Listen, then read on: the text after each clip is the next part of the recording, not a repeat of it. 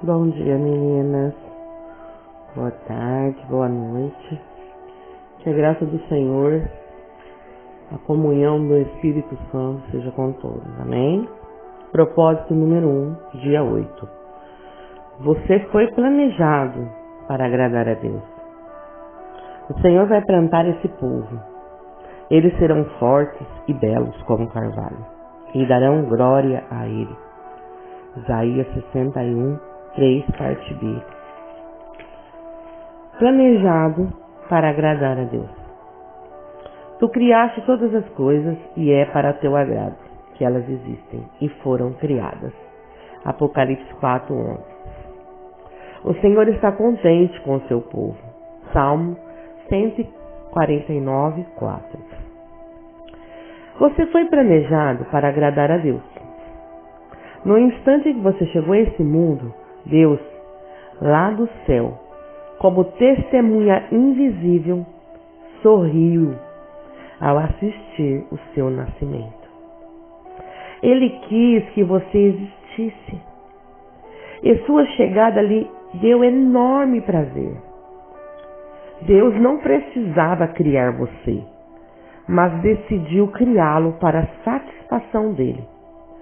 Você existe para benefício, glória, propósito e prazer de Deus. Dar satisfação e viver para o prazer de Deus é o primeiro propósito da sua vida. Quando você entender plenamente essa verdade, jamais voltará a sentir-se insignificante, pois isto prova o valor que tem.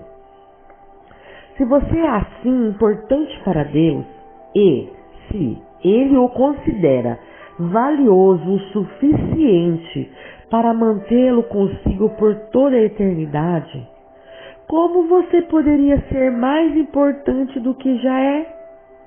Você é um filho de Deus e proporciona prazer ao coração dele, mais que qualquer outra criatura.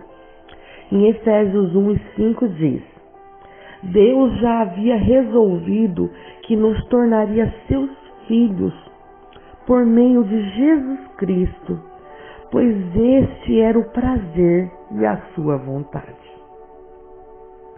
Um dos maiores dons que Deus lhe concedeu foi a capacidade de apreciar o prazer. Ele o criou com 5 sentidos e emoções, para que você pudesse experimentar essa sensação. Ele deseja que você aprecie a vida, não que apenas o suporte. O motivo pelo qual você pode sentir prazer é que Deus o fez à imagem dele. Com frequência, esquecemos-nos de que Deus também tem emoções. Ele possui sentimentos intensos. Em Gênesis 6:6, Êxodo 25, Deuteronômio 32, 36 e etc., a Bíblia diz que Deus sofre, fica enciumado e encolarizado, sente compaixão, piedade, tristeza e comiseração, bem como alegria, regozijo e satisfação.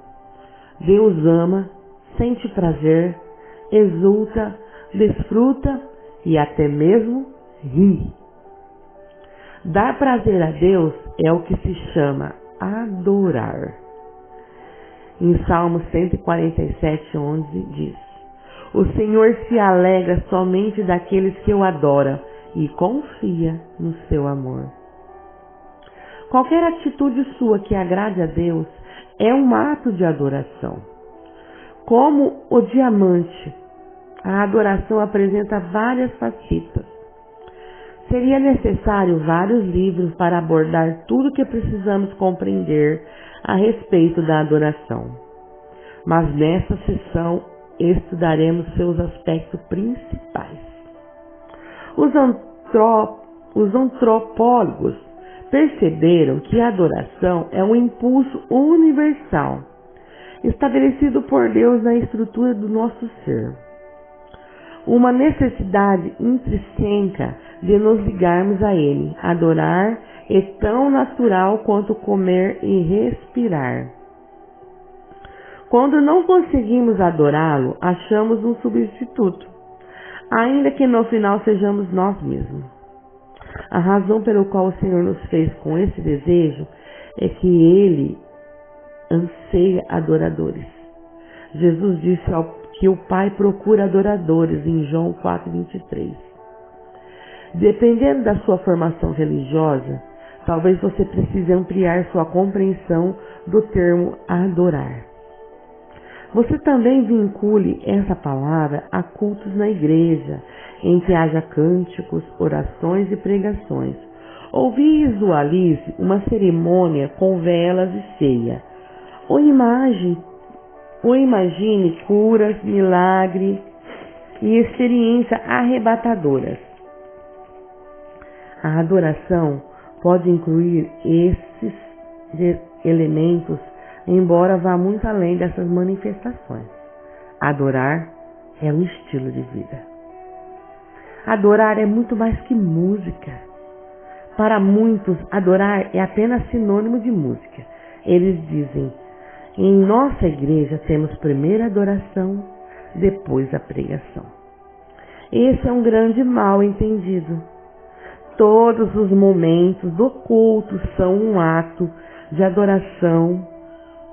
A oração, a leitura da Bíblia, os cânticos, as confissões de pecado, o silêncio, o ato de ouvir a pregação, fazer anotações para estudo posterior, ofertar, o batismo, a ceia, assinar um cartão de compromisso e até mesmo cumprimentar outros adoradores.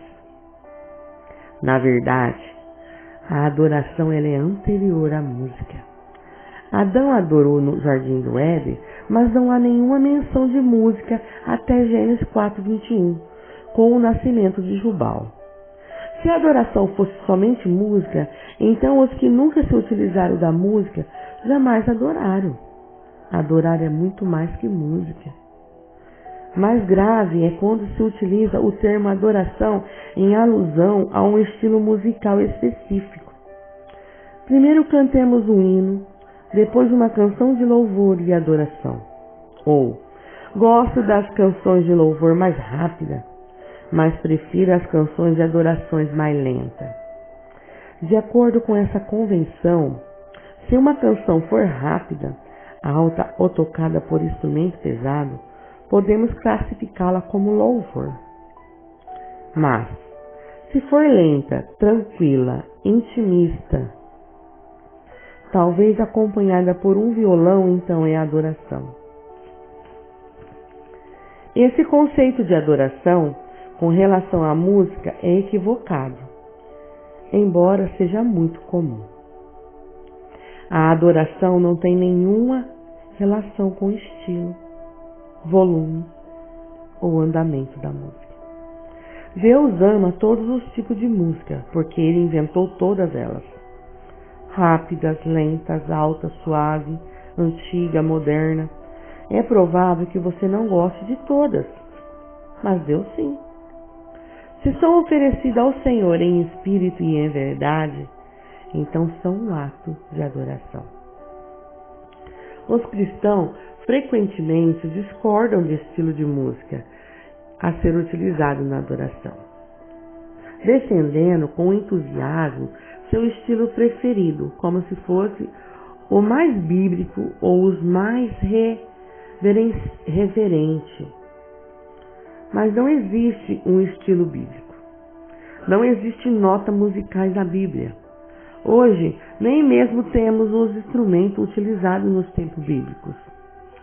Para ser sincero, o estilo musical que você prefere diz mais sobre você, sua formação e sua personalidade, do que sobre Deus.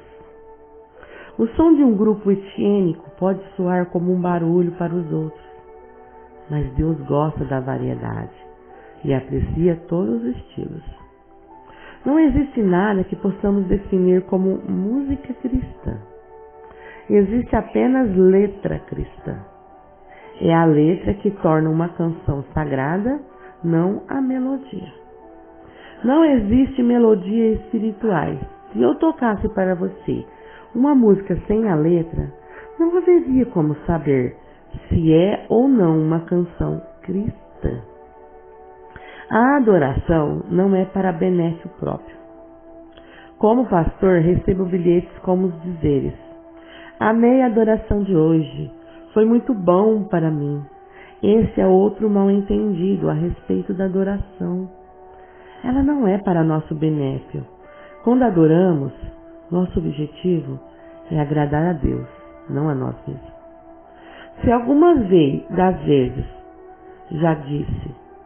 Se você algumas vezes já disse, não aproveitei em nada a adoração de hoje, então você adorou pelos motivos errados.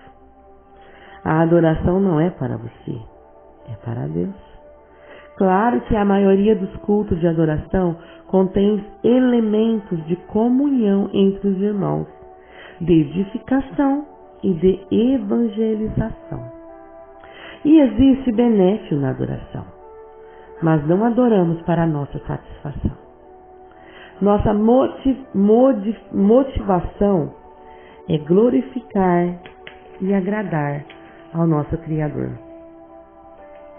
No capítulo 29 de Isaías, Deus reclama de uma adoração hipócrita e sem entusiasmo. O povo estava oferecendo a Deus orações repetitivas, louvores falsos, palavras vazias e rituais humanos, sem que o significado fosse levado em consideração.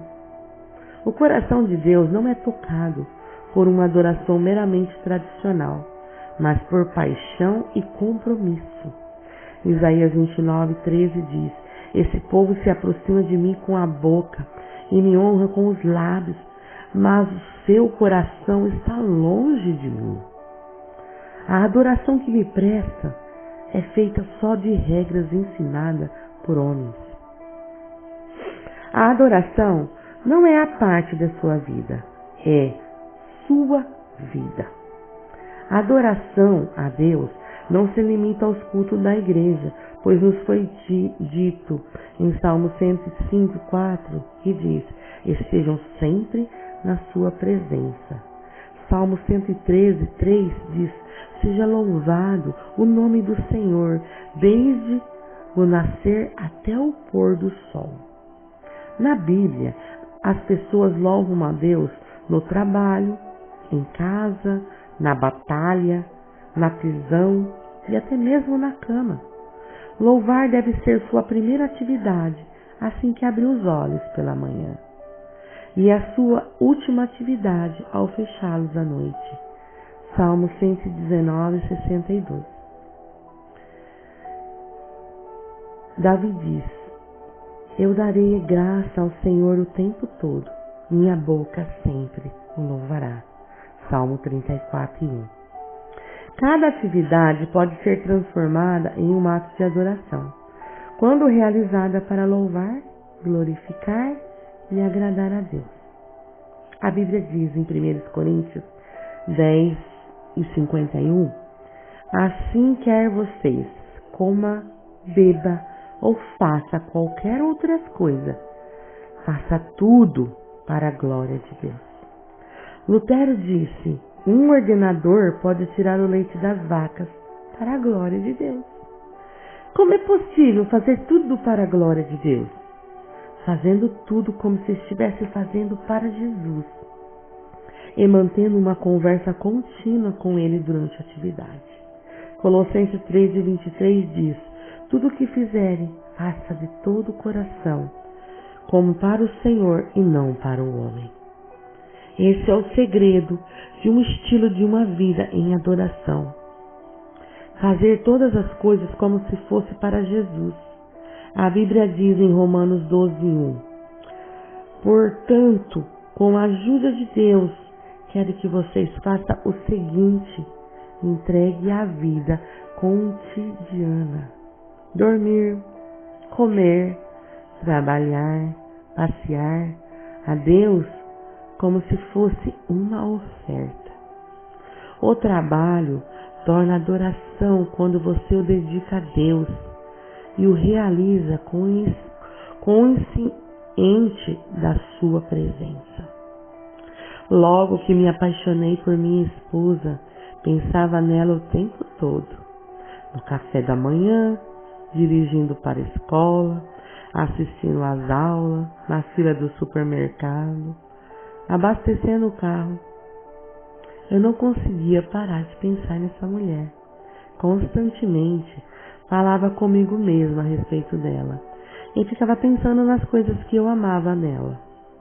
Isso me fazia sentir pela Kay, mesmo quando estava separado por vários quilômetros de distância e frequentávamos faculdades diferentes. Pensando nela constantemente, eu estava permanecendo no seu amor. A verdadeira adoração resiste nisso, apaixonar-se por Jesus. Apaixonar-se por Jesus. Pensamento sobre o nosso propósito do dia 8. Tema para a reflexão. Fui planejado para agradar a Deus. O versículo para memorização é: o Senhor está contente com o teu povo. Em Salmo 149, parte 4. 149, versículo 4, parte A.